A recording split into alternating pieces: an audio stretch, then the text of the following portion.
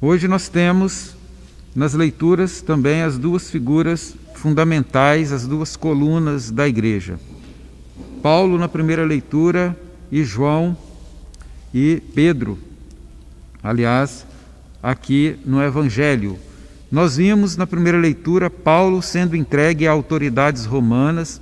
Ele foi entregue a autoridades romanas por autoridades judaicas, porque ele pregava o nome de Jesus, afirmando que Jesus estava vivo, ou seja, ressuscitado. E os romanos disseram às autoridades judaicas que não iriam condená-lo antes de ouvi-lo.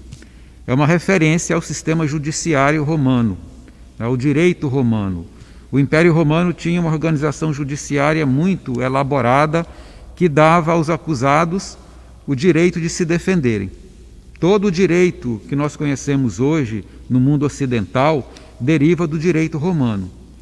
Então foram os romanos que criaram essa forma que nós conhecemos de julgamento, com um acusador, um réu, um defensor e um juiz. Então todo o que nós conhecemos hoje em organização judiciária deriva do Império Romano.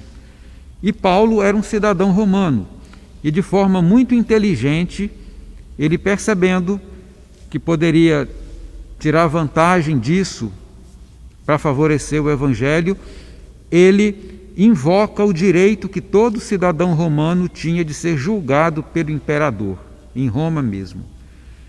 Isso permitiu a Paulo ir para Roma e fazer lá a pregação do Evangelho. Olha que o ato de evangelizar depende muito das condições também com que nós enxergamos a realidade. Paulo tinha uma percepção muito forte de que se ele fosse a Roma, o que ele fizesse em Roma ia se espalhar pelo mundo. Roma era o centro do mundo ocidental, o que acontecia em Roma repercutia até a última fronteira do império. Assim como hoje, por exemplo, o que acontece, vamos supor, em Paris, na França, ou em Nova York, nos Estados Unidos, repercute praticamente em todo o mundo. Então Paulo percebeu que indo até Roma, a sua pregação teria um alcance muito maior, porque lá ele encontraria pessoas de todo o mundo, que a partir daí, ao voltar para suas terras de origem, levaria a palavra que receberam. E Paulo faz uso dessa prerrogativa que ele tinha como cidadão romano. E de fato ele conseguiu isso. Paulo foi para Roma e lá ele exerceu um ministério muito importante. Pedro também foi para Roma e os dois foram martirizados em Roma. Pedro já seguiu um outro caminho, diferente daquele de Paulo, né? Mas o Evangelho vai dizer a importância de Pedro. Essa narrativa de hoje, Jesus pergunta 3 vezes a Pedro se ele o ama. Perguntou 3 vezes, na terceira vez Pedro ficou até um pouco chateado, achando que Jesus não estava acreditando na resposta dele na primeira e na segunda vez. Mas essa tríplice pergunta de Jesus, com a tríplice resposta de Pedro, resposta positiva, está ligado a um outro momento de Pedro, ao momento em que Jesus foi preso e Pedro recuou em relação a Jesus. Nós estamos lembrados da Semana Santa, no momento da prisão de Jesus, quando Jesus diz a Pedro que antes que o galo cantasse 3 vezes, Pedro negaria a ele, Jesus, 3 vezes. E de fato isso aconteceu. E aqui nós vemos Jesus dando uma outra chance a Pedro, dando a Pedro a chance de se redimir, de se recompor daquela atitude anterior. E nós vemos que Pedro fez isso. Nós percebemos que Pedro já havia percorrido um caminho depois dessa tríplice negação, que mostra que a caminhada da fé é feita de altos e baixos, é feita de avanços e recuos. Na nossa caminhada de fé, Nossa caminhada não é linear e nem é sempre ascendente o tempo todo. A gente vacila em inúmeros momentos. A gente passa por crises. A história de grandes personalidades da igreja, na história da fé, na história da salvação, às vezes pessoas experimentam grandes crises, às vezes dando um passo para frente e 2 para trás, e depois se recompondo. Essa é a experiência de Pedro, e a experiência de cada um de nós também, na nossa vida de fé. O importante nisso tudo é que Pedro percebeu que ele tinha dado um passo atrás, mas ele se recompôs. E se recompôs, e Jesus deu a ele essa chance de se recompor. Da mesma forma, quando nós vacilamos, Jesus nos dá essa chance de nos recompormos, de voltarmos à fidelidade a Ele, assim como deu a Pedro.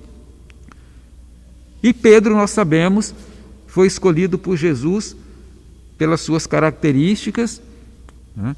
Pedro recebeu de Jesus a tarefa de ser o primeiro entre os apóstolos, de ser o primeiro Papa, e deu a ele uma função muito importante: conduzir a comunidade na unidade. O Papa, e Pedro é o primeiro Papa, e hoje é o Papa Francisco, a primeira função do Papa é garantir que a Igreja mantenha a unidade. Essa expressão de Jesus, apacenta minhas ovelhas, apacenta meus cordeiros, primeiramente tem